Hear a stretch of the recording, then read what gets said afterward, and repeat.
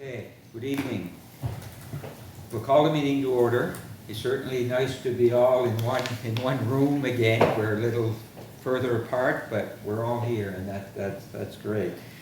So one thing I want to say, I've had one regret, and that's Councillor Donaldson couldn't make it. So you all have an agenda in front of you. Are there anything where anybody wants to add to the agenda? I'd want to maybe just talk before we get into the agenda. We can approve the agenda. It has nothing to do with approving the agenda. It has to do with protocol. Okay. So that everybody's aware of the protocols that were being used right now for COVID. Yes. So I don't know if you want me to do that now. You can do that now. Okay. If you want. All right. So just for the people around the table and the people that are watching, you will see that not everybody has a mask on. The protocols, the public safety protocols say that you must wear a mask in a public place. This office is not available to the public at this time, so there are no public here. So our interpretation is, as long as we socially distance, if you're comfortable wearing a mask, please wear it. I'll be wearing my mask if I'm not speaking. Just it's probably better visually as well as everything else. But I'll just choosing to wear it, everything. So even the water that you have in front of you, there's like the stuff that you have in front of you is all reusable, not reusable, throwaway, disposable. And we're encouraging, if you're taking water, use your sanitation, your hand, whatever, wipe. Yeah, and so I think, so we are all socially distanced here, and so I guess that's probably it. So the only thing is if somebody has to leave the council, we'll do our best to maintain a social distance. And if you have to leave washroom or whatever reason, if you have a mask, put it on, and we'll go from there. Does that make perfect sense? I keep looking at Councillor Digdon because I'm sure Digdon knows more than enough of the protocols that we have to follow. So that's it, unless there's any questions. If there's no questions, so there's the agenda. We need an approval of the agenda. So Moved and seconded. All in favor, signify by saying aye. Aye. Contrary-minded, carried. Any conflict of interest declaration for this meeting, and if anything comes up, it can always be declared at the time the item comes up. Hearing none. Number 3 is the adoption of regular council meeting minutes of July 28th. So move. Okay. Moved, Second. seconded. All in favor, signify by saying aye. Aye. Contrary-minded, carried. Business arising, I don't see any, unless someone has anything that they want to bring. Number 5 is for decision. Temporary borrowing resolution. There's 2 attachments. Now, it's under for decision, but do we still have to decide on that, or did, okay. Mr. Chair, very quickly, you have 2 documents attached. One was a temporary borrowing resolution that you already approved. If you read the details of that TBR, you'll see that it expired. And so this is why we're asking you to renew the borrowing resolution. Why did the borrowing resolution happen so early, and why did it expire? We required a temporary borrowing resolution when we applied for funding through the Green Municipal Fund for the admin building. So this temporary borrowing resolution is for a capital loan for the building. It will be slightly less than the $3.1 million resolution that is in front of you, but we rounded it up because why not? The province had no issue approving the temporary borrowing resolution then, and has no issue approving it now, but it requires you to pass the motion because of the expiration date. Okay, I wondered because I couldn't. So the only other thing, and because I talk a lot about admin building for people who wish to listen, is that a lot of times when we were talking in the community about how we're gonna pay for the building, we said that we had money in reserve for that. Yes. That continues to be the case. So what we're doing is, because we received an almost $500,000 grant, not loan, grant, for this project, we had to borrow as a consequence of getting that free That's right. money. So what we will be doing is, rather than spending all of our reserves at the time of construction, we will be applying the payments of the debt from the reserves, okay? So I just wanted to be very clear on that. Okay? Okay. So, can we have a motion after that, or comment? I'll make a motion that we renew the borrowing resolution for the municipality of District of Argyle for the tune of $3,100,000 for the new municipal office. Okay. Second. Moved and seconded. Any discussion? Hearing none. We will ask for the vote. All in favor, signify by saying aye. Aye. Contrary-minded, carried. The other one is the overtime policy. Now, this, I would say, are we having a first reading on this? Is that what we're doing, or are we approving this? You all have a chance to look at it. Already sent, yeah. Yep, it was sent out. It was already sent out, Was sent yes. out, So is there any discussion on this? Anybody? This is a revision, It's a revision from, yeah. and the revision is to match what happens for our wastewater operators to the other neighboring counties as it relates to being on call, and as it relates to having to be called out on an emergency call. Neither one were addressed in our overtime policy appropriately. We added that language, and the language mimics what happens in both the town and of Yarmouth and Barrington. Very close to the town, I think essentially identical to Barrington's policy, which is, if you're on call, you receive a small stipend for being on call. Yes. And if you're called, there's a minimum 3-hour overtime bank for Right. that. Because it's an inconveniencing of the staff, and they actually have to not to do things when they're on call, right? So they have to, so They have that, to be available. they have to be available, so those are the changes that, on the overtime policy. I believe those are all the changes. Okay. So we can have a motion to approve this policy at this point, then we don't have to, yeah, okay. Yep, you're able to pass it if you wish. We can, yes, or whatever council wishes to do with it. So move. Second. Moved and seconded. Again, any discussion or questions? If not, all in favor signify by saying aye. Aye. Contrary-minded, carried. Comité organisateur du Congrès mondial acadien, the Cajun, mondial acadien, I guess. There's 3 attachments, and I guess this has to do with our funding towards this event. And as if you've all read it, it's we have kind of thought that we would give 12.5 for this year, but if they're going to be hiring someone to lead this, some more staff, they're going to need more money than that.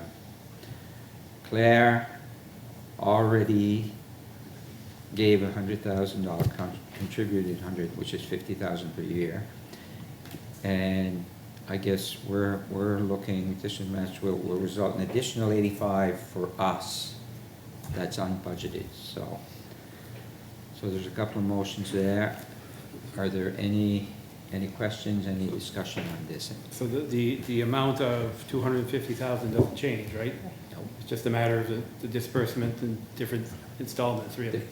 At different time than what we had kind of planned to do. Staff at the time that they produced the budget Yes. underestimated how quickly they would get up and going. That's a section of the reason. Exactly.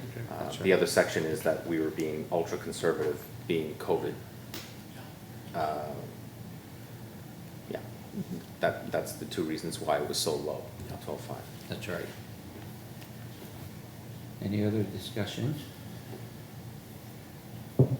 There's a motion at the end of the document here. so- I'll make the motion, so there's more than one motion, I just wanna make sure I have the Yeah, right one. There's two, you have to make. Move two. to approve a contribution of 100,000, is that the one? Yes, To the comité organisateur du Congrès mondial acadien 2024, representing years 1 and 2 of our 250,000 funding commitment for CMA 2024. I'll second that motion. okay, moved and seconded. Any more discussion? If not, all in favor, signify by saying aye. Aye. Contraminded, carried. Now, there's a second motion there, so that, to say that the warden, both wardens from each district will be getting together and discussing the operational priorities. So, yes? I guess on this, are we gonna, do you know, or does the CA know if we're gonna get updates on what's going on?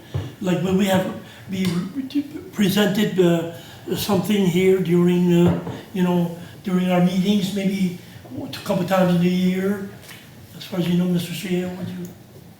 I mean, the short answer is yes. I think that the organizing committee board is comprised of volunteers, and they did a lot of pre-work to set up their governance and all that. So they've only recently, I'd say less than a year, had their full complement of volunteers around the table.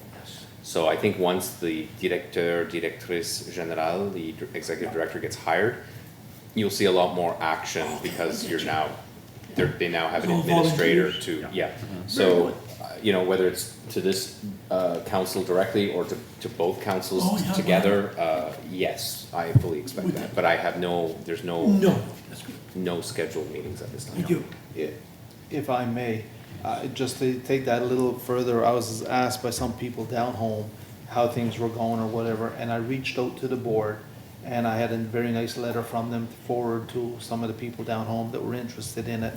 And they have all intentions of meeting with us, and as things get going and explaining to us where they are and where they're going, and full transparency, the whole bit, so. Yeah. Thank you. Yeah.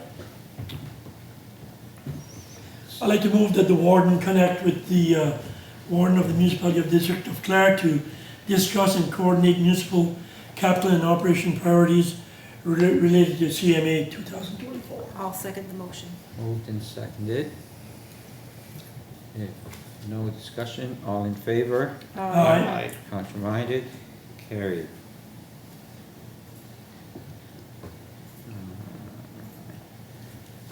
Bernard Pache Lane name change. So that road, is that road off of the Cape Wharf Road, Cape correct. Wharf Road? That's where I thought it was, yes. So I was if I may, Yes. I was contacted by a former resident of the road who still has family ties there. And it was voiced to me for different reasons that they wanted there's only a few houses, I believe 4 or 5. I think they needed 3 out of the 4 to sign, but all 4 signed. All 4 homes, if it wasn't 5, I forget, but everybody was in favor of changing the name. And we went through the necessary channels through Alex, and according to this memo here, he has no concerns. There are no other names within the municipality with the name Jane, or in the tri-counties with the name Jane in it, so I'll make the motion. Actually, question, do I need a motion to approve the memo or a motion to approve the petition, or? I think you can simply move to approve the name change. Name change. Okay, well, that's what I'll make a motion, then. I'll make a motion to approve the name change, from Bernard A. Patchett Lane now to Jane's Lane. I'll second it. Moved and seconded. Any questions or comments? All in favor, signify by saying aye. Aye. Contrary-minded, carried. The Chebec Pond, there's no attachment, I don't know who's gonna take that, it's just that I've seen a letter that came that it's dry and they're wondering if there's something stopping it because they felt that maybe there was water in other ones that were feeding this pond, and they're wondering if there's anything that can be done. This So- is in my district. As I mentioned by email, personally I feel that there's various reasons for what consists of a pond. Sometimes they're natural depressions being fed by a spring, sometimes they're holes dug by an excavator with no incoming water sources, so I don't know. I've just recently spoke to you about this. I have not contacted the person who originally sent your email, because I was awaiting to see actually who was proprietor of the land around it, which we recently got that information. So I intended to speak with her, but I'm not there yet, so I don't know how you want to make it. If there's anything else we can do here today. But. Go ahead, Jeff. Just to maybe correct how Danny, comment est-ce qu'il l'a dit, how he said it. Is it Chebeg or is it Chebec? Chebec. I In thought West- you were Chebeg. In Westport is the Chebec Road. Okay, just to be sure if people Chebec. listening, that's Yeah. all right. Yeah. Just wanted to make sure, Chebec, yeah. yeah. I read it like it was written. That's right. No, I knew. Yeah. So I gathered a bit of information, and I intend to speak with this lady Okay. to get, quite frankly, a little more clarity on what she's looking to. What her concern is. to She achieve. showed pictures of various areas that were, she mentioned whether it's man-made or beaver or something, so. Right, it's actually a skating pond we used to skate on when we were children, but I can't quite remember the logistics of why it has water, whether it's natural or man-made. But she did touch on a pond on the next road, the east road, where I live, or near where I live, that has water in these drought times. But that pond she's referring to definitely does have a natural spring, kind of like a lake would. Okay. Natural spring running through it and then into the ocean when it's filled. So there's a water source filling that pond. There are, I can attest, there are several ponds in Wedgeport that are now Well, of course. completely dry. So it's definitely not just that one. But I need to speak with her, as I mentioned. I just got the emails through you guys, and I'll be contacting her relatively shortly. Okay. Everybody's good with that? Next one is the water shortage update. Not getting any better. I guess we have a report here on the wells that Councilor Murphy had brought up. I do believe, okay, yes, right there. So, what do we need with this as a decision? Are we looking for decision to try and open those wells in Como's Hill? Or- Well, it's and forgive me, Mr. Chair, at the last minute, there would have been a document that summarized 2 or 3 different things, one of which would have been what we're referring to here. Essentially, we've been given information, and not for the first time, by the way, from local residents of Como's Hill, along with Councillor Murphy raising this as well with our REMO coordinator, that there were artesian wells dug in Como's Hill for a particular purpose that had to do with, I think, the Tuscan Islands. But anyway, they're not being used currently, and I guess through historical information, we understand that the water is there. We do not know whether we can access that water at this time, so we would require some coordination with the province of Nova Scotia to understand A, whether we could access it, and B, if we did, what did it look like. We also have concerns around whether there are any provincial regulations that might get in the way, or that regulations that we should be aware of. We don't operate a water utility as a utility. We do have a non-drinkable water utility in East Pimlico, So there are regulations associated with those things. So this would not be drinking water, so the regulatory framework would be quite a bit different. I would not ever recommend that we go with any sort of artesian well with the idea that it would be drinkable water. It would be that if this concept is a good concept, and it's certainly not a bad one, we just need to do a little bit more work understanding what that might look like. I hope it's as simple as it seems, right? It's that, you know, oh gee, we have access to this, and you I know, doubt it. unlock something, and there we go. But there's always something that you have to do in order, and we don't know that at this time. So we're certainly, staff and REMO coordinator, certainly not opposed to looking into it deeper. You know, if council so wishes, we wouldn't just stop there. We would look at other communities and say, look, we know that you know, West Pimlico is well served right now, and it's due to, quite frankly, the generosity of a person that has allowed his infrastructure to be used.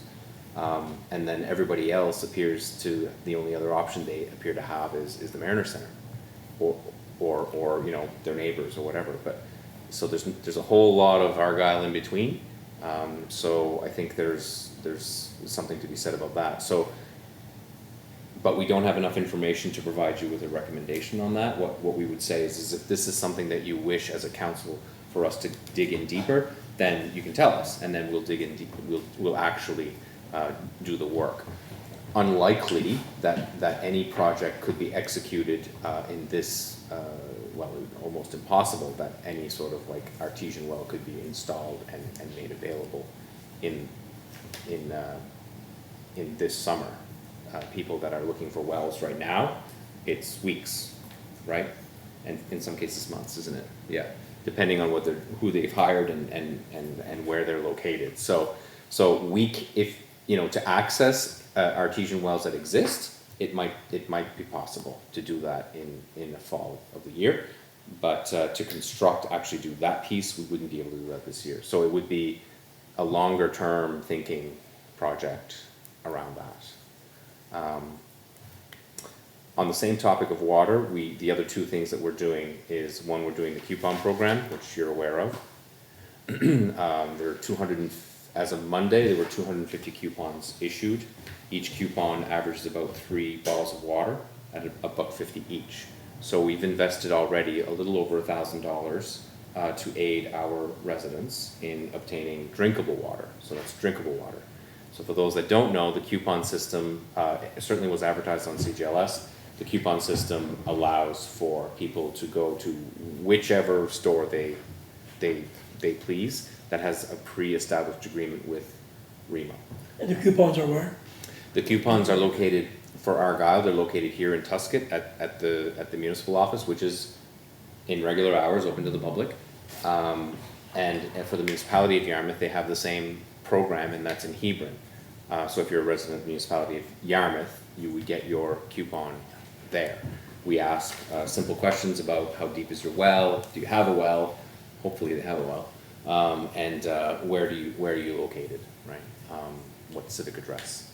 So there's a little bit more controls over this program than the first time we did this. It was a bit more of a, you know, you can get bottles for free. Before, you would go to stores, and so that was a little too, that didn't target the right people, is how I would say that. So, I mean, if I wanted a bottle of water, there were no questions, I would just go and grab a bottle of water, right? And so I think there just needed to be a little bit more, because we're dealing with municipal dollars, there need to be a little bit more controls. But, you know, this system is being well received by the community, I would say, okay? The third thing we're doing is the water lending, which that one has essentially exploded in terms of volume. We've had this conversation a month ago. Was it a month? July 28th? Was it July 28th? It was either July 28th or the second or the first meeting in July. That's right, one or the other. And we set an amount, we recommended an amount, and we set it at 320. We will exceed that probably by the end of the week. And there are more I was gonna say, that are lining up. yes. People have had, observation is that people have had enough, like they've had enough.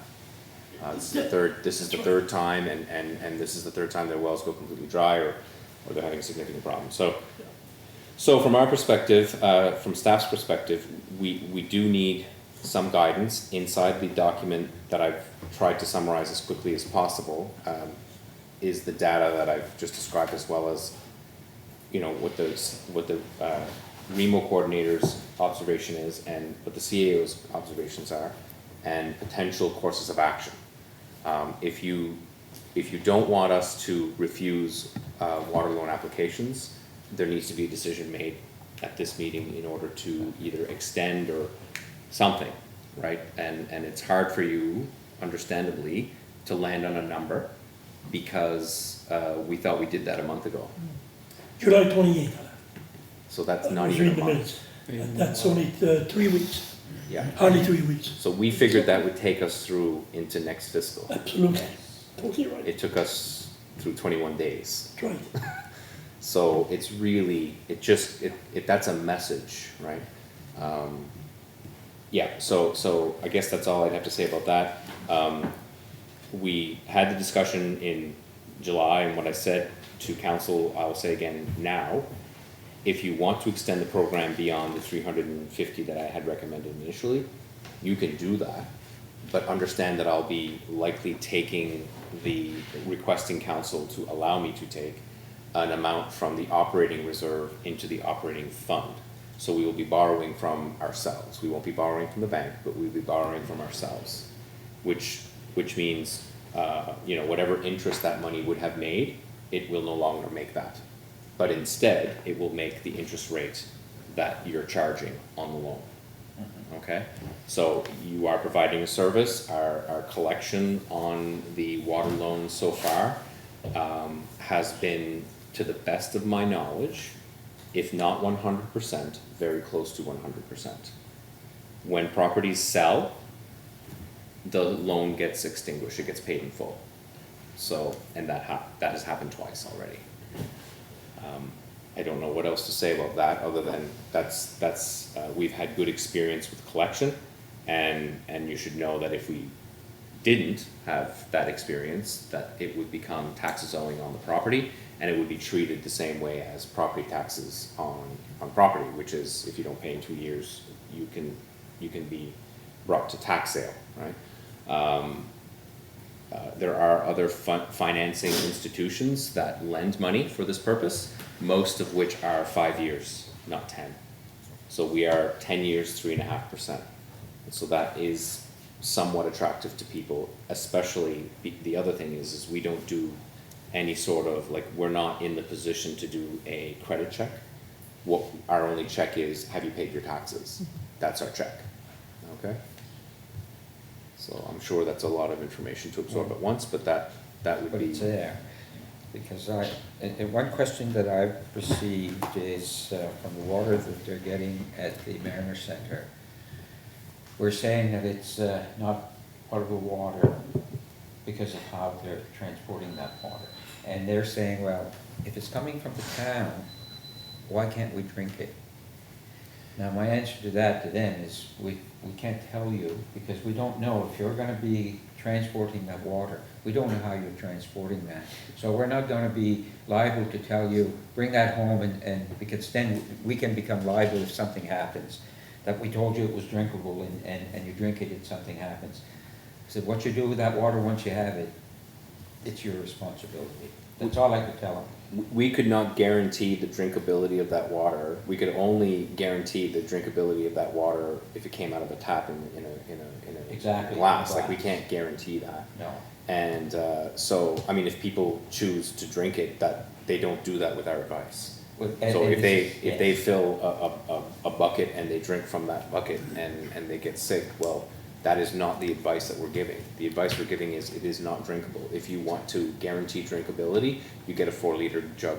Right. You get the coupon system. That's right. And this is basically the answer that I'm giving when I'm asked, because we can't be liable for saying, go ahead and drink it and something happens.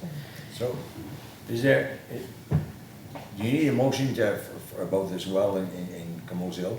You need a motion to have staff to look at, to keep looking at this and make some kind of decision, like, why couldn't staff, or someone, if we got permission to use those wells, if we had permission to uncap it, there's 7 or 8 bowls. I was looking at it today.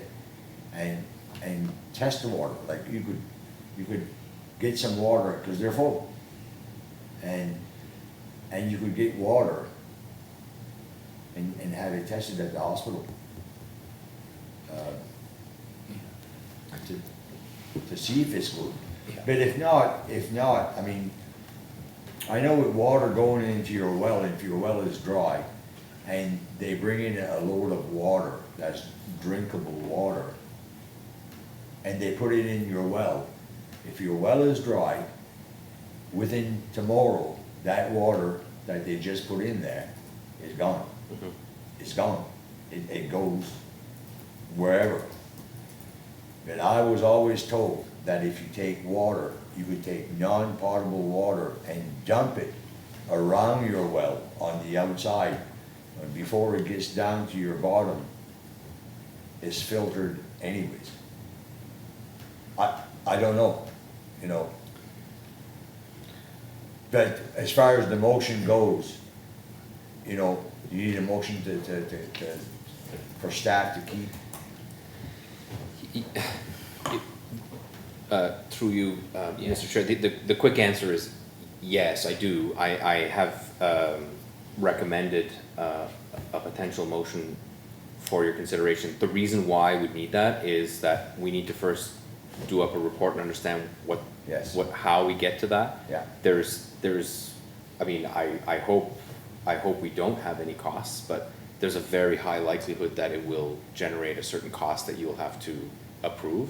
So I don't like to start down that road without your permission, only to get to a point where it's gonna cost this or that, and you say, well, no, we don't wanna do that, right? So I just wanna be straight up and say, it is likely to cost you something, either to open those or other wells, and it would be best to understand that cost, and if it's a lot, then you may consider a multi-year approach, or you may make the decision to say, this is too important to wait and do the whole thing at once.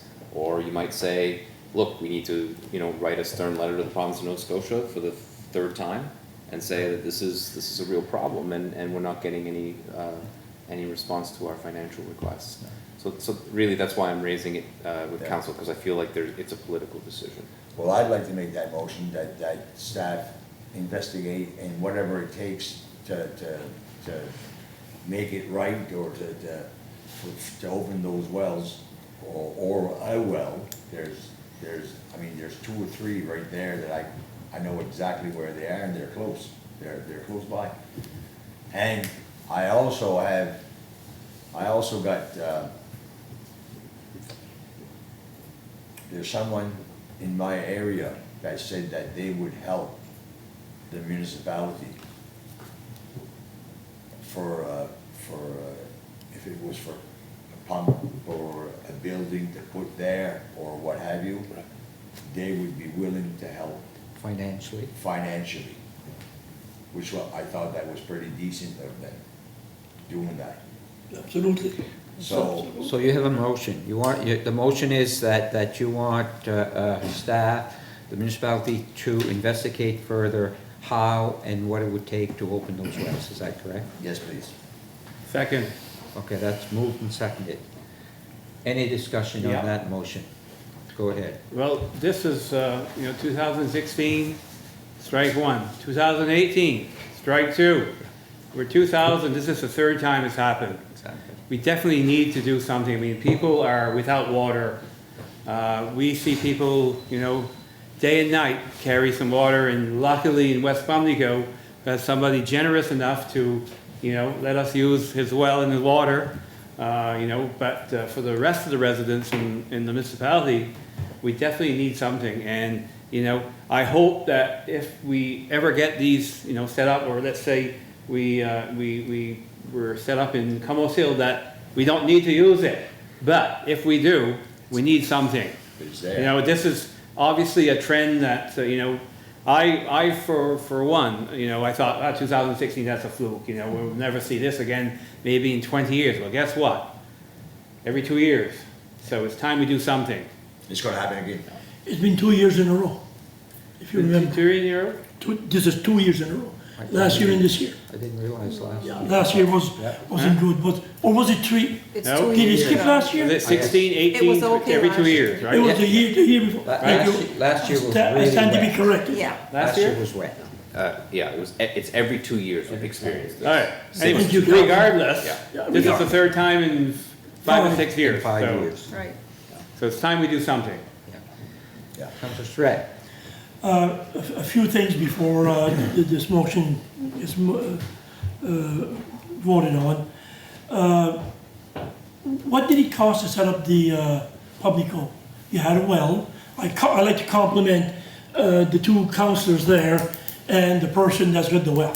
The First of all, I Huns. want to publicly say that. The I'm telling Huns. you guys weren't, but this guy brought that. So, does anybody know how much it costs to set up you've got there? So people, residents can go there and get water. Was it, Does was it anybody have Vaughn? an idea? Was it Vaughn that set it up? I, That put the pump You must on? have power, you must have switch Yeah. it, and hose. yeah. It didn't cost a whole lot. It Did the did not. municipality pay for it? Yeah, Oh, yeah. yes, they did. Yeah. Do you remember all that? We paid in full and I'm looking that information Very up. good. If I'm permitted, Mr. Chair, if I'm permitted, do we know what the highest cost for the water was in the last 3 years? Last five years? When we've had 3 bad years. Do you remember what the cost for potable water? Would 5,000 be the number? Right offhand, you would? I remember 12,000 one year, it seems to me. Okay, I'm way off. Sitting at an EMO meeting and that came up and That it number. seems to me, I Does could that be sound wrong, right? but that's, I think Councillor Albright's number is very close to being I think it accurate. was around 12,000, And that was 2 years ago. yeah. That was not 4 years ago. Because No. 4 years ago, we, you know, we were, I mean, it was the first time that ever happened, Mm-hmm. right? So we weren't as, you know, I can assure you that when we did risk management, when we do REMO or at the time it was EMO, risk management, the thought that drought would be on the table was the Yeah. last thing. We were talking floods. Yeah. Yeah. We were talking flood, Yes. and then suddenly drought. So the first year, we didn't spend as much, we weren't as prepared, and I think people, yeah, anyway, it was over 12, I'm quite certain of that, and I can look that up as well. That's a great point. Well, then, Mr. Chair, if I, to keep on, would, to the loan program for wells, the loan program for wells, if I'm not straying too far across here, I'll tell you, okay? We're gonna have a motion on the wells, we're gonna okay. and I'll skip this that. really, yeah, because that really has nothing to do with the motion that we have Very right good. now. The motion that we have right now is to open the wells, if you don't mind, then we can vote on that, because Yeah. we are going to be discussing the loans on the well and what we do, so if you don't mind. No, I have another comment. Okay, On the motion and that. As we've been all speaking here tonight about the seriousness of the water shortage in the municipality of Argyle. Yes. We have residents that have to drive very far to get water. We have residents that have to go to Pubnico, have to go to Yarmouth, and it's at a considerable cost for the trucks to go. They purchase tanks, and it's quite a hike. Further than that, some of the people that have a foot of water in their wells down my district, to dig a well, they're on ledge. I got 4 people who have each a foot of water in their well. They're on the ledge. To go dig there to get to the program here would cost a bloody fortune. So the loan program is no good. I've also got residents, as you all have in our communities, that can't afford. They're on fixed income, they can't afford to hire a truck to go out there with a 1,000-liter tank, to go to Publico or to go to town. It's just too costly. The money's not there. So along with the motion that Councillor Murphy said, I would like to add to that motion, if it was possible, that we have a great opportunity in Tuscan, which would satisfy a lot from my district, and I would be thinking to Councillor Albright's district.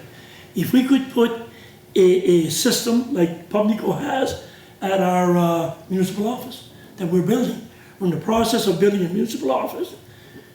There's an artesian well, which CAO could correct me if we're using the artesian well that was there, or if we're building another one. Well, here's a perfect opportunity to add an artesian well to make it closer for the people who don't have water, have to drive very far. A lot of people don't have vehicles, don't have trucks, don't have tanks. It's quite cumbersome. And I've been approached by many residents, if there's any way, and it was not my suggestion about the Tuscan. I see Janine had put that there. I didn't remember seeing it, but some of the people, the residents, mentioned, hey, we've got a perfect place here and we're building. No excuse, not, whereas Councilor Dautremont said, we've been at this 5 years, we know what's going on. No water, it's not gonna get any better. It doesn't look like it. So here's a perfect opportunity. And I would ask Councilor Murphy if he would add on to that request about Como's Hill, if we could look at a cost of what could be done in Tuscan at the same time where we're building. We're building and we already have an artesian, or we are gonna have an artesian. Yeah, well, if I'm allowed to do that. Well, you can, yeah, amend the motion, you can add to the motion as long as the seconder agrees. Yeah. So what are we adding? What are we So we're saying? adding Tuscan at. To study, I mean, we're doing a study. Study, that's it. Yeah, that's right. Study. Yeah, we haven't, We haven't we have said no to open dollar the amount web. yet. No We're just dollars, trying to that's right. figure This out. is just to see, To get the ball rolling. Yes. to see what can be done with those as well as the one in Yes. Tuscan. Yes, very good, yeah. And Yeah. then geographically, we would, kind of cover The whole most of area. Calvin, that's what I was Well, thinking. you've got Pubnico covered, you had Tuscan covered, you had Como's Hill, Yeah. which and part. Westport covered, Yes. Yeah. you know. Well, Yeah, no okay, problem. so the Yeah. motion's there. Yes, Councillor Digley. Yeah, thank you. The only thing I was gonna say is, I think that's a great idea to add that in your motion. And also, we keep saying a family in Pubnico, but I'd like anyone that may be watching, the family, and it's not a slur name by no means, they're known as the Huns. It's the Huns family, that is making all this possible for people coming to get water down there. And I'd also like to go a step further. We had an offer from the province, and I'll tell you this through Remo, and that they would send us down some potable water and take it in to the Mariner Center in Yarmouth, and it would be distributed through there. But like I said yesterday at the meeting, that's not helping the people in our communities. And that can go to the co-op in West Pubnico and get some, that can go to Carol's store here in Tuscan and get some, that can go, I believe, to Carol's in Wedgeport and get some. So I was totally against that, 100%, I'm still against it. You know, I feel as though we have to help the people in our own communities. And that, so, the only other thing where I was going with this is I'd like to publicly thank our Remo coordinator, Janine, for doing all the work that she's been doing here the last couple of weeks. Because she's been all over the Tri-County, I guess, or all over as far as the municipality of Yarmouth and the town of Yarmouth, and trying to put things together in place to help our residents out, and it seems to be she's doing the best she can. And that's, so I'd like to publicly thank her for what she's been doing on our behalf. Well, I was talking to a guy from my district today, and he went to the Mariner Center, or one of those tanks they have to haul in the back of us rock. A lot of people have them. And he was there in lineup, and he counted, and there was 27 trucks lined up, waiting To get water. to get water. Okay, so let's stick to the motion. Yeah, Just, Yeah, let's stick to the motion. Yes, go Can I ahead. have the municipal clerk repeat the motion? Yes, How please. she has it in her records? Yes. Moved by Councillor Murphy, seconded by Councillor Dodgemont, for staff to investigate further on how to open up the wells in Camoes Hill, and also for staff to conduct a study for putting a water system at the new municipal office. Is that clear enough for the water system for Tuscan? Oh, Should we say just Tusket or our municipal office? Well, Because that we would be don't up to know council. what, we don't know what we've got for, do we know what we got for water there yet? My understanding with what we have, so for two things. Number one, I wouldn't recommend that we use the existing artesian well for that purpose, because that's primarily for the purpose of the municipal office. So if it is council's interest to do a second or even a third artesian well in that location, now is a tremendously good opportunity to do that, because we've got construction going on there. And time would be of the essence, because we would want to incorporate that plan inside the existing plan of construction, which absolutely can be done. So if that's the wishes of council, we would immediately contact our architect and our consultants and say, you need to consider adding an artesian well, and we would obviously have to engage a REMO coordinator to understand Yes. what else would be required around power, et cetera, okay? That is, I, at this point, not being the architect or the contractor, I can't assure you that that's a slam dunk, but it seems appropriate to ask.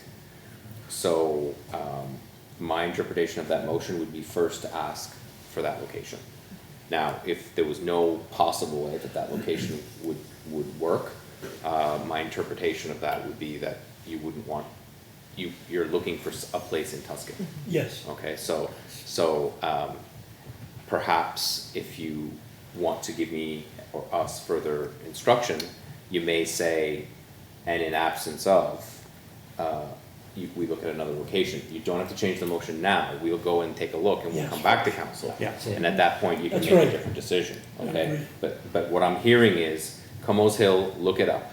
Yeah. And Tusket, do it at our location. Yes. If you can. That's what I'm hearing the motion to be. That's what it should be. Yeah. Yeah. And the only thing I was wondering there, if we know if it's a high flow area, like as far as high volume with water, because if you dig a artesian well, but at the same time you fill up one truck and it takes 3 hours before it comes back, you're not getting very far. Through you, Mr. Chair, to Councillor Digdon's point, I am aware of an artesian well that was dug not far away from our location. The property is owned by a private citizen, and would have been asked to drill that well as part of an assessment of where the school would be. So because obviously, one of the things that the province would look for was that. So I know that there's an artesian well, a second well dug in that area. It's quite far away from where we are, but the understanding I had from that person is that there's an abundance of water. But I would also caution that Tusket artesian wells have been known to hit arsenic. So it would absolutely not be a potable situation at all. No. And again, I mean, when any more than what is potable at Mariner Center, are we saying in Pimlico that it's not as well? Is not as well. That's what I mean, it's because of how they're transporting it. That's right, that's right. It's a great point, Dan. And any water, I feel as though any water that we as a municipality are giving out or letting people have, and that other than them coming to get certificates here, and that to go in and get water at stores or whatever, it's all non-potable water. That's right. And again, whatever they do with it when they get home or to the location, that's up to them. Okay, we have a motion on the floor. If there's no more discussion, all in favor, signify by saying aye. Aye. Contrary-minded, carried. Now, on the same document, or on the same subject, I guess, that we're discussing, this one is a little different, because it's talking about the water lending expansion. As our CEO said, the demand is a lot more than what we had ever anticipated that it would be, and it keeps growing, because I know I've been approached Yeah. that someone could be putting an application in.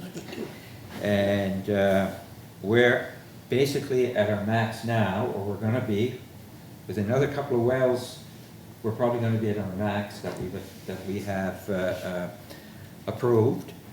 And there's a list. And I was talking to our Director of Finance, and she showed me, like, this is how many people have signed contracts, this is how many people that are coming to sign contracts, and there's a lot more than what we have the money for. So, Yeah. I think we have to look at this. It is a service, we're providing service. My question was gonna be, but I think you answered that, is how is that doing? What is that doing to our cash flow? Like, we can find the money, and we've been borrowing normally from the bank for this, is that correct? We have not borrowed from the You bank. haven't borrowed yet, okay. At all for this program. Right. We have been using the funds in our operating fund. Fine, okay. And we can still do that. Yes. The only thing is, we're using money that could be giving us interest. We're using that, or we're charging interest, Yeah. which is, it could be costing us a little bit for doing that. Is that correct? What it costs is opportunity, Okay, okay? Yeah. So we built in the cost of borrowing at 3.5% in the policy. We do not earn 3.5% on the money in our bank. okay, Okay. okay.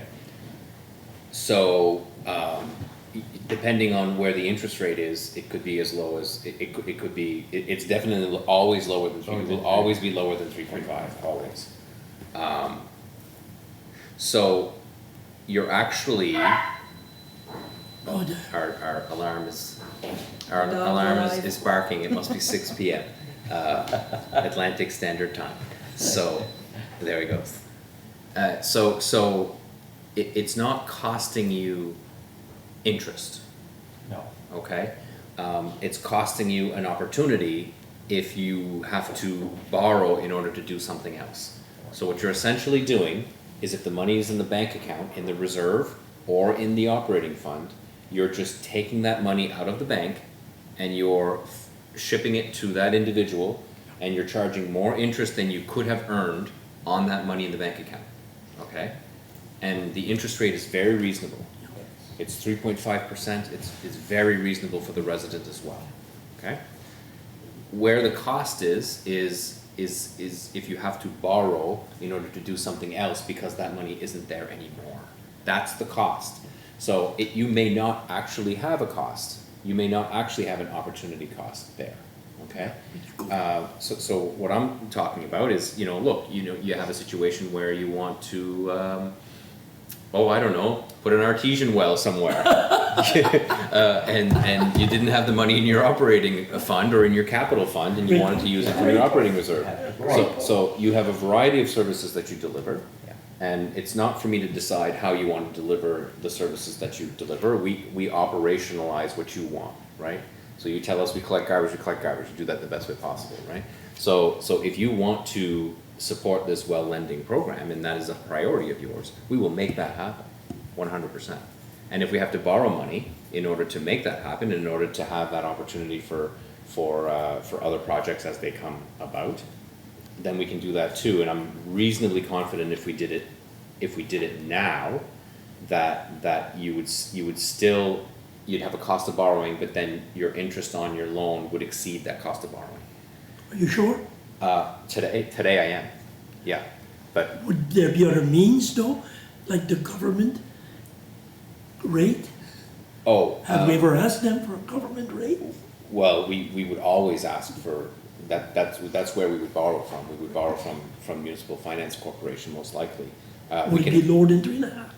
Absolutely 100% today, but in 5 years from now, would it be? So what would happen is your administration would have to adjust the interest it charges to the resident. If the cost of borrowing rose, so would the cost of borrowing for new loans. Yeah. That's a no-brainer then.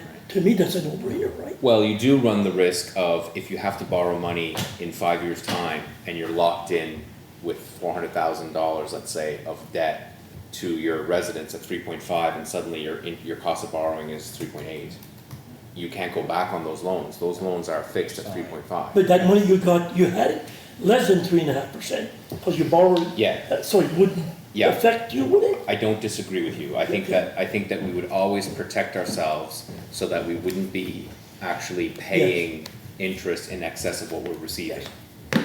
You know, the other risks of this program is risk of collection.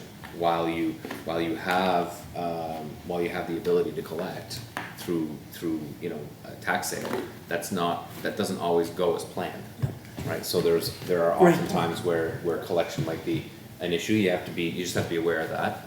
Administrators certainly are very aware of that. But at the end of the day, you're not granting money to residents. You are lending them money. Certainly, we will recover the cost of borrowing if we have to pay a cost. We will recover that. But we're not interested in making money on a lending program for residents. That's just not our plan. So at the end of the day, what we're looking for is, are you going to lift the cap on a loan? And if so, are you gonna set another one? Or are you just gonna not put a cap on and ask us to monitor and come to you and see where you're comfortable, how far to go?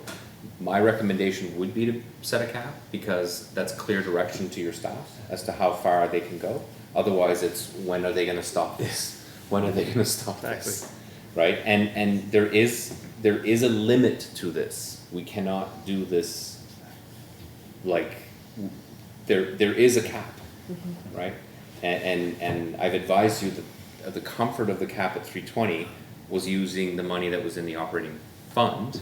If you're interested in going further, we would use money in the operating reserve, which that money exists, right? Why wouldn't you go to the municipal finance board?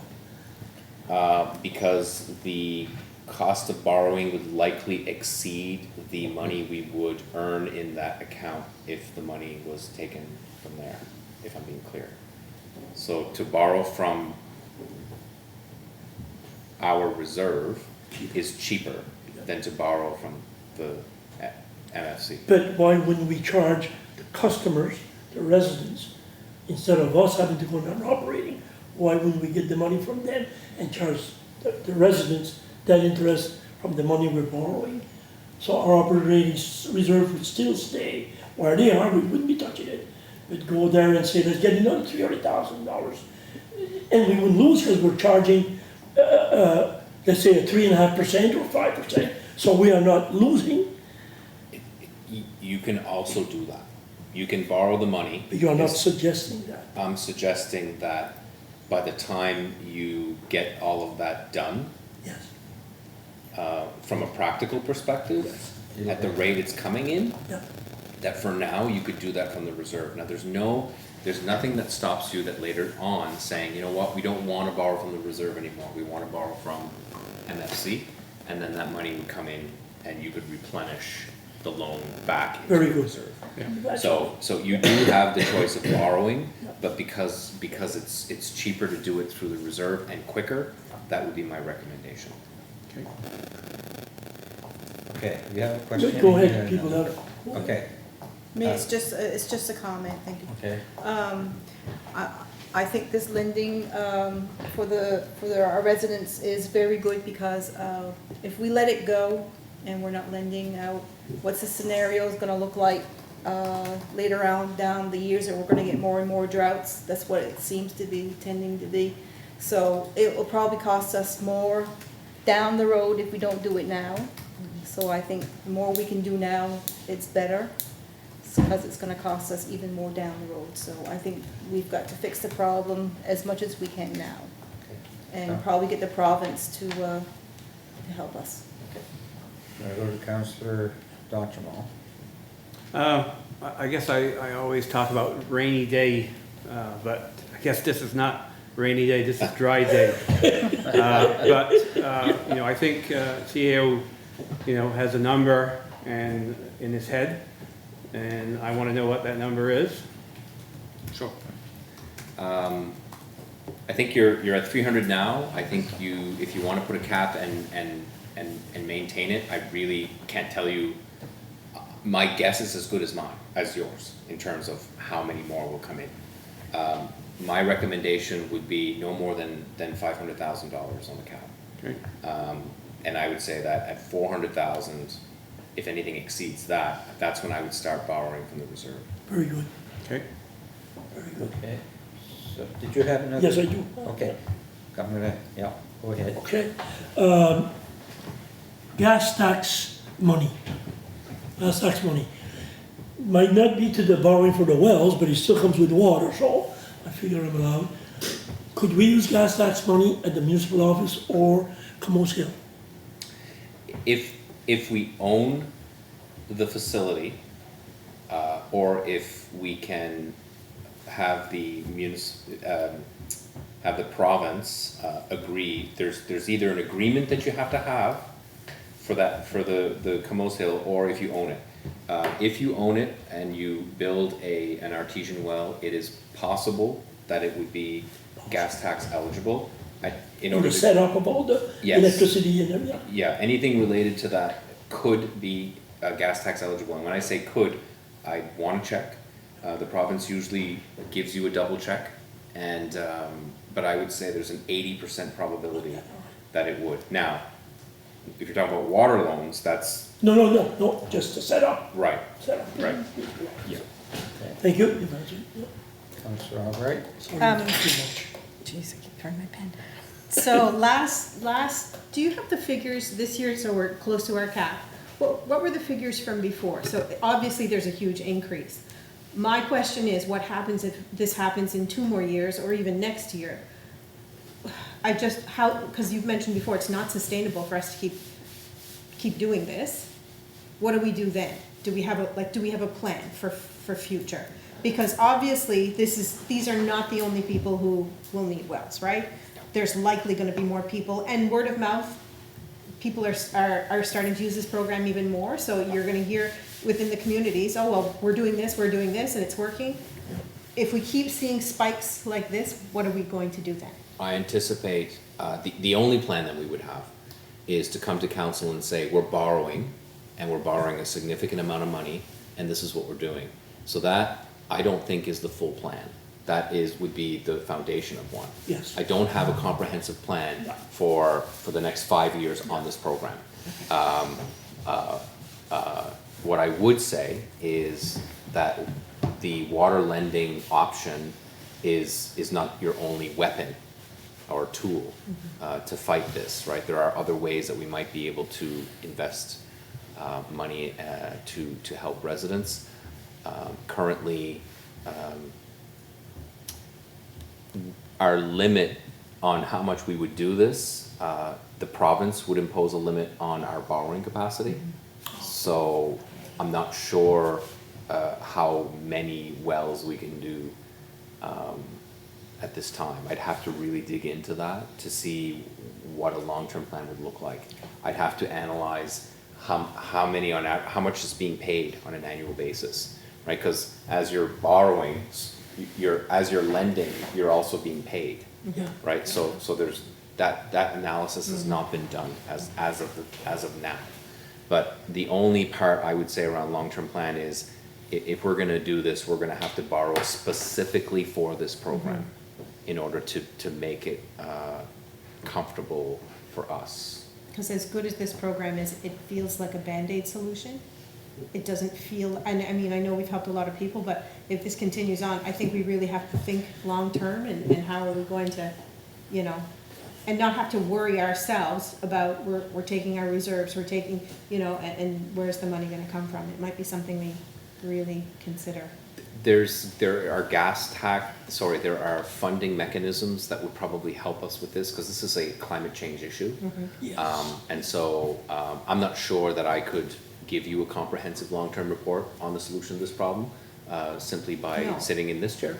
I think that there are ways to get that kind of information brought to you, and it's a regional issue, right? I mean, it's not just Argyle as well. Like it's hitting probably Queens to here. So I wish I had a better answer for you. I would say on the well lending program, you know, we have all sorts of different situations. And what we haven't talked about around this table is the risk of people digging and drilling and not finding anything. And that can happen and has happened, right? Where people go in and they drill and they think it's gonna cost X and it costs XY, and then they're adding filtration and so what we're also finding is that 15,000 in some cases, which is our cap, does not actually satisfy the entire project. We've had 2 projects that have absolutely gone over that number, and one that could go over that number. So that's another, that's more of a community resident risk rather than a municipal council risk. Right. Our risk is we're lending the money, Up to, right? But it's possible they don't actually solve their problem. yeah. Luckily, it's been mostly good. Okay, well, what do we wanna do? Do we wanna make a motion to increase?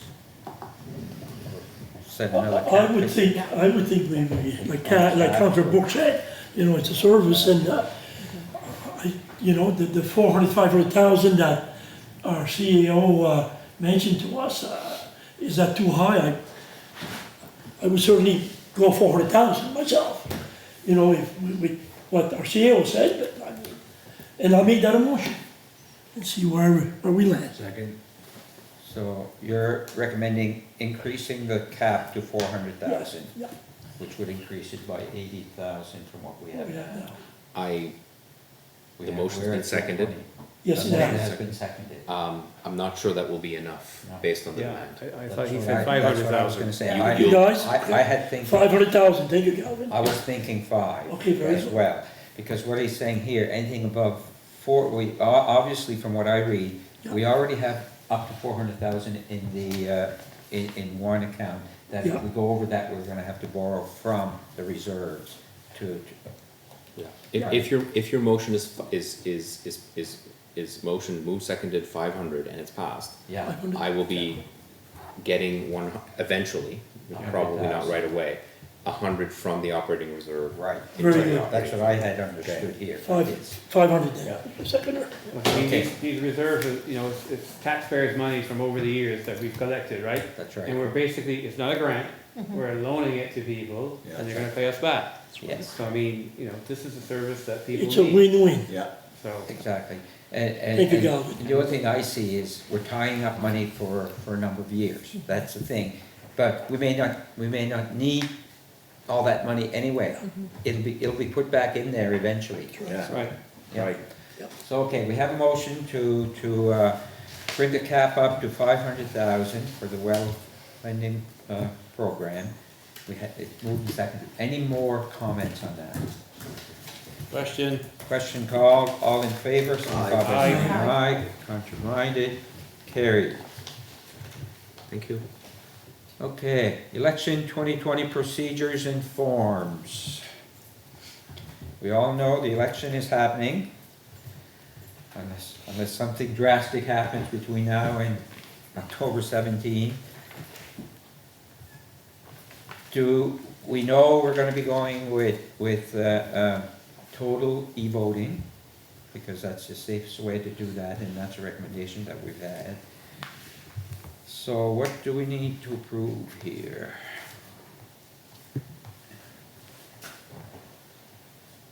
Now, this doesn't cover the campaigning, what we can do.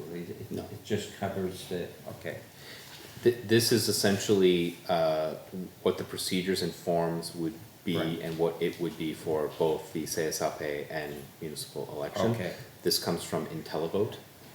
They take our bylaw and they apply these procedures. So it's additional information for the candidates and what things mean. Okay, so it runs through all sorts of different things, voting procedures and requirements, voting process, et cetera, general voting, et cetera, et cetera, et cetera. It is designed to clarify any sort of questions that candidates or even voters might have. And it also includes forms that are like oath or affirmation for friends of electors, so, Yes. so as you, the term friend as it relates to voting, relates to assisting a person in voting. As candidates, you're not permitted to do that as candidates, but there are many other people that are permitted to do that. So, well, you're not candidates yet, but when you become candidates, you will not be able to do that. You can do And you one. can do it all you want right now, but the Right. IntelliVote isn't open, so it won't help you at all. But, yeah, but that's, there are specific rules around that, so it clarifies who can and can't. So it's just a matter of approving to get this information. Correct. approving this So that we can get this information to Untitled. That's right, and I would recommend its approval. Exactly. So you have a question? Well, I just, my concern is, and I don't know if it falls in this same category or not, my concern is that in my district is we're having an awful lot of problems with the internet. And there's a lot of people that are using, they depend, I mean, people pay their bills online and like I say, I just said a while earlier, we've been out for 6 days, just come on yesterday. So, like, what happens here if it's out? Phone. You can And- vote by phone. Yeah, you can, Yeah. I know you can vote by phone. Yeah. And I think what we're gonna have as well is there's going to be some stations or polls Yes. set up so that people can go I if they understand. have to, right, if they want to.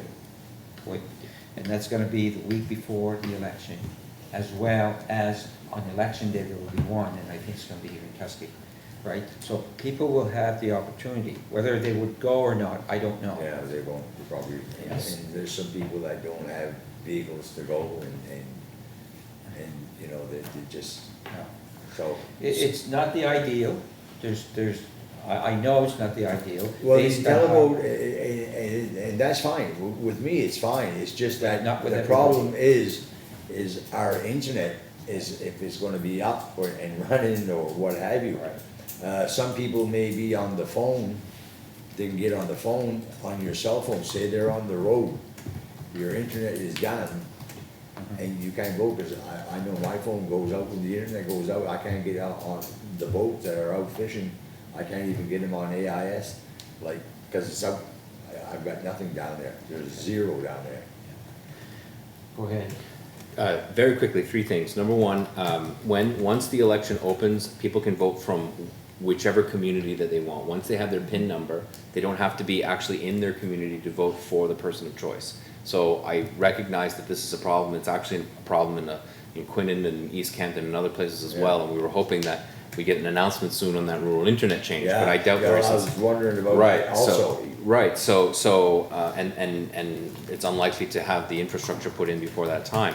But we will be having polling stations in places that we reasonably confident that have good service. So the fire department in Wedgeport has been identified as one It's of the gonna be places. one, okay. And which means that on a particular day, anybody in that district, in either district, can go in if they feel, if they either can't do it at their house or they don't feel comfortable do it, they can go in and they'll have the opportunity to be helped to vote. So around the transportation, I get it. I mean, I think that's the same problem if you have a paper ballot.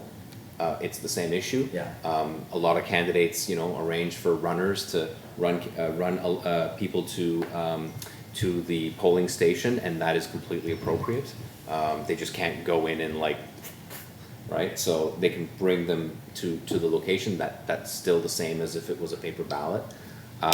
And the other locations that we've established were Pubnico. We had the library, I believe, which we felt was central to both east at the head and even into Argyle and into Pubnico.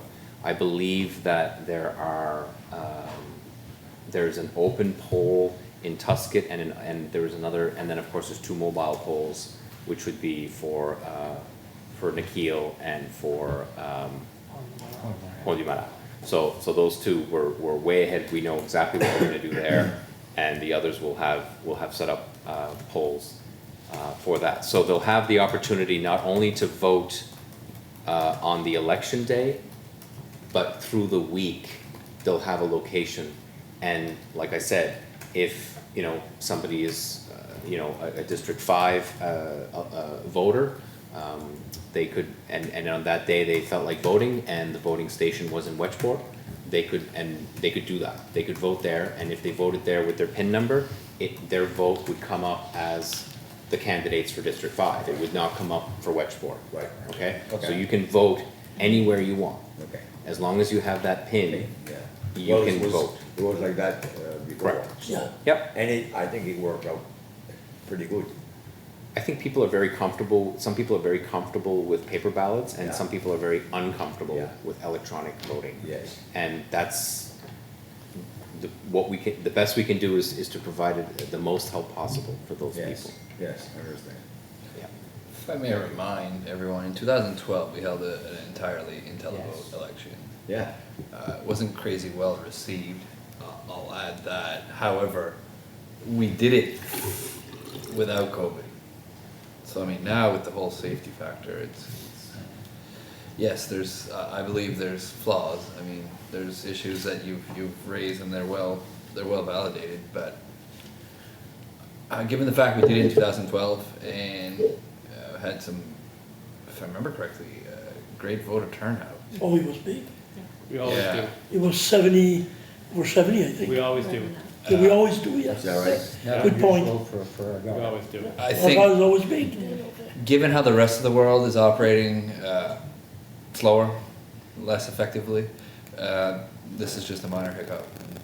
I wouldn't be too concerned about it. Could we have a meeting? Okay.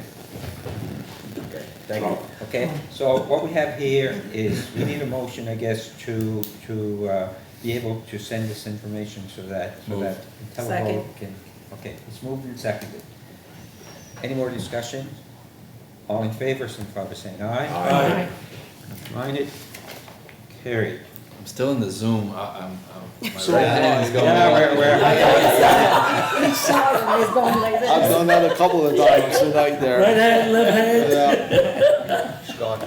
Zoom. I thought you said zone. Zoom. Okay, Airport Corporation, there's an attachment there.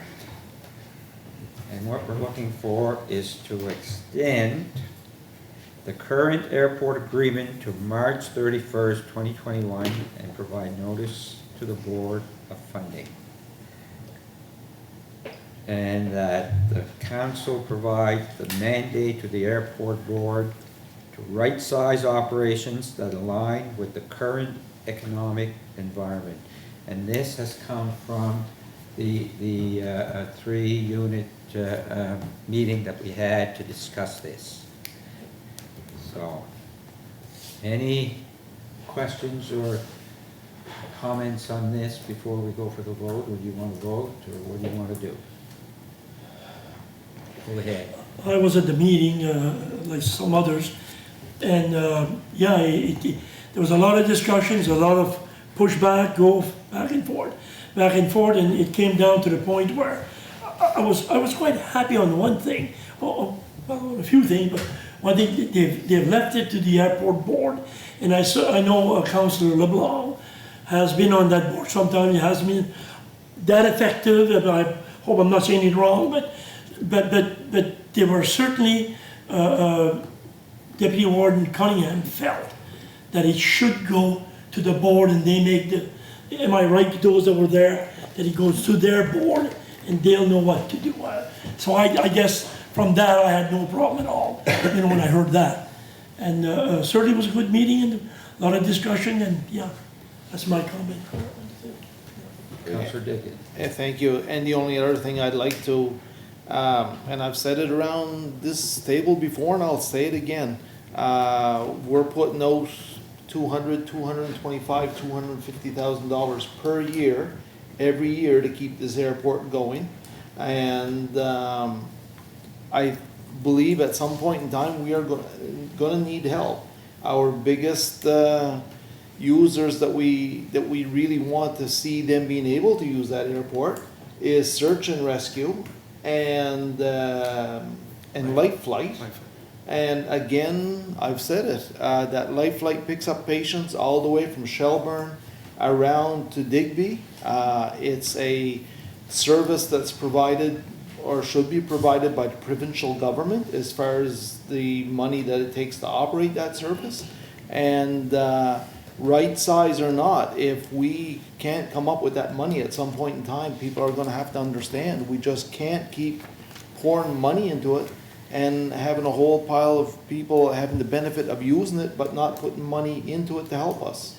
Yeah. And that's where I'm at on that. Thank you. Any more? So, I'd like to make a motion that council extend the current airport agreement to March 31st, 2021, and provide notice to the board of funding. Second that. okay, moved and seconded. Any more comments? All in favor? Aye. Contrary-minded? Carried. So did that include, yeah, the council provide mandate to the airport board? That's a second, No, that's that's a a second. second. Second one, I That's a thought, I only second- went with That's a the second first. motion. And I'd be willing to make that motion. And I'll Okay, second it. moved and seconded. Okay. All in favor? Aye. Contrary-minded? Carried. And I said provincial government, but it's also federal when you're Right. getting into search and Search and rescue. rescue, yeah. And Oh, stuff yeah. like that, so. Yeah. Should be money out there to help us somewhere, Right. folks. So just to advise you, the other two municipal units also made that same decision. Same decision. Number one. Number two, I had an outstanding question that I'd like, it was a question about costs for water. Yes. The answer from Albright was correct, 12,000 and change. However, there is an additional 4,100 that was paid to the Mariner Center. So that was, you're correct, that was for potable water. But we also paid for non-potable water, which we will again this year, and that was an additional 4,100. So the total amount in that year, which was 1819. 1819? Yeah, Oh, so it okay. would have been 2000. 18, It would have, yes, it was, My bad. yes, in the year of our Lord, 1819. We have records that far back, electronic records, and the airport records as well, that go way back to 1818. But that was a Trumpism. So, yeah, so at the end of the day, it was 2018, 2019, we spent $16,700 in both potable and non-potable water. Okay. And if I may, the only thing I was gonna add to that, is I feel as though, again, this is where the provincial government should be stepping up to help us. Cause I remember the minister on the news that evening saying that he was gonna help the people in need with droughts and all that. Exactly. And he made the statement, sounded nice and everything, but then he passed it off to the municipalities and said, here, take it and go with it. If I may, I didn't give you the full picture, and I thank you for raising that. Because in that year, we also received quite a bit of free water from EMO Nova Scotia. So Oh, that yeah, cost that's right. Yes. does not include how much water we received from them.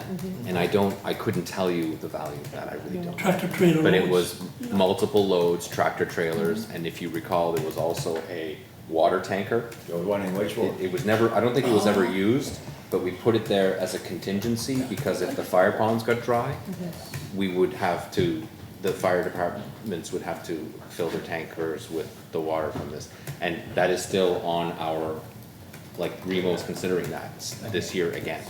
Okay, so I didn't wanna, it's true that we asked for the province for support after that, but I neglected to share with you that they did give quite a bit of water in that year. Yeah, but hopefully this year they'll look at reimbursing us what we are giving out as a municipality. Yeah, absolutely, that's, thank you. Mr. Chair, Yes, on CAO's point, you didn't pick up anywhere what the Publico setup was. And- I'm looking at that. Okay, but if you can send it out there, that's fine. Okay. okay. Next one is WSP. Consultation proposal. 16-page attachment. Okay, continuing land use planning service contract. So what exactly, is that for the work they've done? Are we on our bylaws? contract here? So, Mr. Chair, this is their offer to continue to support our LUB and MPS after it's been passed. After this one. What they're proposing is that they would charge $825 25. a month. Right. As what I would call I wouldn't call it a retainer, because a retainer is not refundable. What I would call it is, it's a monthly fee that they would charge as an estimate of the services, the value of the services they would provide in any given month. If they do not provide that service in that month, that 825 that we paid gets carried forward. Oh. So, you know, one month we could be at 0, the next month we're at 1,600. What they're saying is, you know, we're committed to charging $825 a month for a service. It doesn't take much to get to 800. Like, I think it's a very good offer. They are an exceptional firm. They have done some excellent work for us, in my personal opinion. My experience and the experience of the staff directly involved has been very positive. You've had the chance to work with Jared and others, and on the NPS itself. Examples of services might be, you know, an interpretation of the NPS as currently stated. So if it's $825 a month, I think that's a little bit around, well, if I did the math correct, it's like, you know, about $9,000 a year. We have already budgeted $8,500 a year. I'm not expecting to exceed that budget, because this will only start in September. So what would happen if you're agreeable to this contract, which I'm recommending that you do agree, we do need this service. We absolutely do. It's a big support for John and for Hans in their work, as well as Alex, and for us all, actually. So we think that the arrangement is reasonable for the services, and if we didn't use the service, it won't cost us that monthly fee. If we're not using it, we'll be adjusting. We're carrying forward, right? Okay. So 825 times 12 is 90. Yeah, so it's a shade below 10,000. But again, your budget will not be exceeded this year. And we don't have a planner now, and that would basically take care of our being without a planner as well, right? To deal with anything that would come up. Yes, and I would say that the services that they're provided, I would describe as cosmetic services. Okay. So if you had like a deep development agreement that you had to do, I'm not sure, like, or if you had like a massive change to your plan, that's obviously not going to be for that. Okay. That is like basically very similar to, you know, paying a retainer to a lawyer and having having that person work for you directly, that you don't have to go through procurement every time. Yep. Okay. So, can we have a motion on that, and we can discuss it? I'd make a motion on that we go with WSP at a rate of a fee of $825 per month plus HST, and that for any work that we may need with the land use bylaws. Seconder? I'll second it. Seconded? And this starts just the 1st of September? Yes. Any questions? Yes, questions? A couple of things, I looked over, not everything, but here and there, and I didn't see, what about a termination? Let's say something happens that municipality of Yarmouth and ourselves and Barrington decide to have a person. Can we get out of this? Yes, the quick answer is yes. The termination, there are termination provisions inside. I think it's, I'm going by memory, but I believe it was 60 days, but let me just double check that. Yeah, I saw it said, if we didn't pay our bill, 45 days, and Yeah. they can give us the boot and whatever. I believe it was. And I think if I remember right, it says 400 Main Street, and I'm used 400 Main Street, but I remember previous, that's an address that we have in Yarmouth, if I remember right, where it says, people if they want to contact you, it's 400 Main Street. Oh, that's probably just an error it's probably an error in the contract. 400 Main Street's likely the town of Yarmouth. Because it says 400 Main Street on the thing, and I said, well, we're in Tuscany. And it does say that. Yeah, If the client wants to contact you, they go to 400 Main, and if we have to contact it, then it's one spectacle later. No, I'm just looking for. Yeah, one thing at a time. There is a termination clause. There are termination clauses, and they differ based on whether, the consultant has defaulted or if we have defaulted. So those are clear. I looked and I didn't see anything that said if it wasn't for the default or whatever, if we had to go the full year. I mean, it's not major, I was just wondering. Yeah, I'm just trying to find it while you're while you've asked the question. I think it's something that you. Schedule C. I still agree with somebody makes a motion, I'm all set, just to be sure we're covered. I have sent this to our solicitor for comment. Our solicitor is on vacation. Yeah. I don't anticipate an issue, but he has been sent this. I'm all set, Mr. Chair. Okay? Okay. So we have a motion on the floor. All in favor? Aye. Contrary-minded? Carried. Streetlights in Wedgeport. This one's mine. We've had our third accident in a spot, and it's not good, but it's quite interesting. It's a phenomenon that's been happening on foggy nights. It's real.